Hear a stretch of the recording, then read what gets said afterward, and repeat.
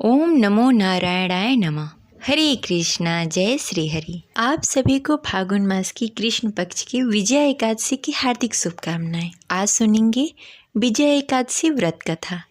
तो प्रेम से बोलिए लक्ष्मी नारायण की जय। जय श्री हरि। इस साल विजया एकादशी का व्रत 24 फरवरी 2025 दिन सोमवार को रखी जाएगी। इस दिन श्री हरि विष्णु और माता लक्ष्मी की विधि विधान से पूजा कर व्रत रखा जाएगा। श्री हरि विष्णु के सामने घी का दीपक जलाकर भोग चढ़ाया जाएगा। भोग में तुलसी दल अवश्य डालना चाहिए, क्योंकि श्री हरि विष्णु को माता तुलसी अति प्रिय हैं। उनके बिना वो भोग ग्रहण नहीं करते, तो इसलिए पूजा में तुलसी दल का अवश्य उपयोग करें। इसके साथ ही एकादशी व्रत के साथ एकादशी व्रत कथा अवश्य सुननी चाहिए, क्योंकि कथा के बिना व्रत अधूरा माना जाता है। तो चलिए सुनते हैं एकादशी व्रत कथा। कथा शुरू करने से पहले इस वीडियो को लाइक करके कमेंट बॉक्स में लक्ष्मी नारायण की जय अवश्य लिखें। द्वापर युग में भगवान श्री कृष्ण समय समय पर धर्मराज युधिष्ठिर को एकादशी व्रत की कथा सुनाते रहते हैं।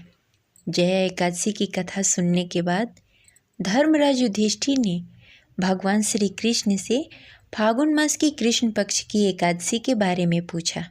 धर्मराज युधिष्ठिर को एकादशी व्रत के महात्म्य सुनने में उन्हें बहुत ही हर्ष की अनुभूति होती थी। जया एकादशी की कथा सुनने के बाद धर्मराज युधिष्ठिर ने कहा, हे जनार्दन, फागुन मास की कृष्ण पक्ष की एकादशी का क्या नाम है तथा उसकी विधि क्या है? कृपा करके आप मुझे बताएं। भगवान श्री कृष्ण कहने लगे, हे धर्मराज युधिष्ठिर, फागुन मास के कृष्ण पक्ष की एकादशी का नाम विजया एकादशी है। इसके व्रत प्रभाव से मनुष्य को विजय प्राप्त होती है। यह सब व्रतों से उत्तम व्रत है। इस विजया एकादशी के महात्म्य के श्रवण और पठन मात्र से ही सब पापों का नाश हो जाता है और मोक्ष की प्राप्ति होती है। एक समय देवर्षि नारद जी ने जगत पिता ब्रह्मा जी से कहा, हे महाराज, आप मुझसे फागुन मास की कृष्ण पक्ष की एकादशी का विधान कहिए। ब्रह्मा जी कहने लगे, हे नारद, विजया एकादशी का व्रत पुराने तथा नए पापों का नाश करने वाला है। इस विजया एकादशी की विधि मैंने आज तक किसी से भी नहीं कही। यह समस्त मनुष्यों को विजय प्राप्त कराने वाला एकादशी है। त्रेता युग में मर्यादा पुरुषोत्तम श्री रामचंद्र जी को जब 14 वर्ष का वनवास हो गया, तब वे श्री लक्ष्मण तथा सीता जी सहित पंचवटी में निवास करने लगे। वहाँ पर दुष्ट राक्षस ने जब सीता जी का हरण किया, तब इस समाचार से श्री रामचंद्र जी तथा लक्ष्मण जी अत्यंत व्याकुल हुए और सीता जी की खोज करने में चल दिए। घूमते घूमते जब वे मरणासन जटायु के पास पहुँचे, तो जटायु ने उन्हें सीता जी का वृतांत सुनाकर स्वर्गलोक को चला गया। कुछ आगे जाकर उनकी मुलाकात सुग्रीव जी से हुई। उसके बाद उनसे मित्रता होने के बाद बाली का वध किया। हनुमान जी ने लंका में जाकर माता सीता का पता लगाया और हनुमान जी ने सीता जी से सुग्रीव और श्री राम प्रभु की मित्रता का वर्णन किया। वहाँ से लौटकर हनुमान जी ने भगवान राम के पास आकर सब समाचार कहे। श्री रामचंद्र जी वानर सेना सहित सुग्रीव की संपत्ति से लंका को प्रस्थान किया। जब श्री राम जी समुद्र के किनारे पहुँचे, तब उन्होंने मगरमच्छ आदि से युक्त उस अगाध समुद्र को देखकर लक्ष्मण जी से कहा कि इस समुद्र को हम किस प्रकार पार करेंगे। श्री लक्ष्मण जी ने कहा, हे पुराण पुरुषोत्तम, आप आदि पुरुष हैं, आप सब कुछ जानते हैं। यहाँ से आधा योजन दूर पर कुमारी द्वीप में वक्दालभ्य नामक मुनि रहते हैं। उन्होंने अनेक ब्रह्मा देखे हैं। आप कृपा करके उनसे जाकर इसका उपाय पूछें। लक्ष्मण जी के इस प्रकार के वचन सुनकर श्री राम जी वक्दालभ्य ऋषि के पास गए और उनको प्रणाम करके बैठ गए।